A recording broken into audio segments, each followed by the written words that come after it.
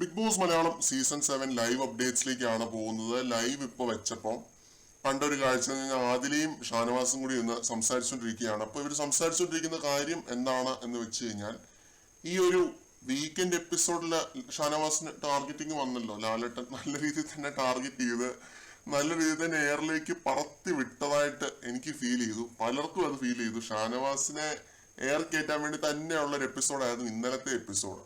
അപ്പോ ഷാനവാസ് ഇരുന്നിട്ട് അതിലെടുത്ത് പറയുന്നുണ്ട്, ഓൾറെഡി എന്നെ സ്ത്രീവിരുദ്ധനാക്കാനായിട്ടുള്ള ശ്രമങ്ങളാണ് ഇവിടെ നടന്നുകൊണ്ടിരിക്കുന്നത്. ഞാൻ ലക്ഷ്മിയെ എടി എന്ന് വിളിക്കുന്നത് ടോണിൽ വരുന്ന വ്യത്യാസങ്ങളാണ്. ഇപ്പോ ലക്ഷ്മി അവിടെ പാചകം ചെയ്തുകൊണ്ടിരിക്കുന്നതിന് എനിക്ക് എടി അതിങ്ങ് എടുത്തേ എന്ന് വളരെ സൗമ്യമായിട്ട് പറയുകയാണെങ്കിൽ കുഴപ്പമൊന്നുമില്ല. അതേസമയം ദേഷ്യത്തിൽ പറയുകയാണെങ്കിലാണ് പ്രശ്നം എന്നൊക്കെ പറഞ്ഞ് ഷാനവാസ് അവിടെ ഇരുന്ന് ന്യായീകരിച്ച് മെഴുകുന്നുണ്ട്. ഈ സമയത്ത് ഷാനവാസിന്റെ വായിന്ന് അറിയാതെ വീണ് ഒരു സംഭവമാണെന്ന് തോന്നുന്നു.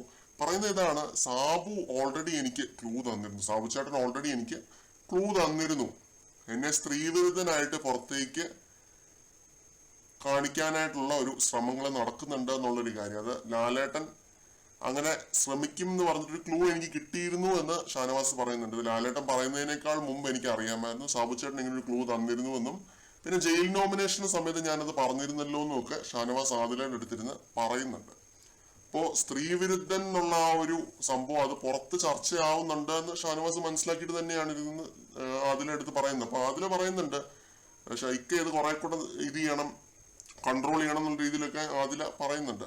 പിന്നെ കുറച്ചു നേരം മുമ്പ് അനിമോളുടെ അടുത്തിരുന്ന് ഇതേ കാര്യം അതില പറയുന്നുണ്ട്, അയാൾ എന്താ മൂത്താപ്പയാണെന്ന് അങ്ങനെ എന്തോ ഒരു കാര്യം, അതിനെപ്പറ്റി നമുക്ക് സംസാരിക്കാം. അപ്പൊ ഇതൊക്കെയായിരുന്നു. കൂടുതൽ ലൈവ് അപ്ഡേറ്റ്സുമായിട്ട് വീണ്ടും കാണാം.